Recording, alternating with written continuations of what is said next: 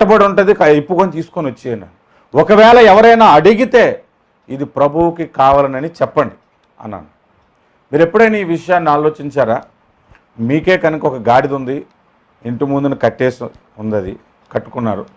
ఎవరైనా వచ్చి విప్పుకొని వెళ్ళిపోతే మీరు ఒప్పుకుంటారా?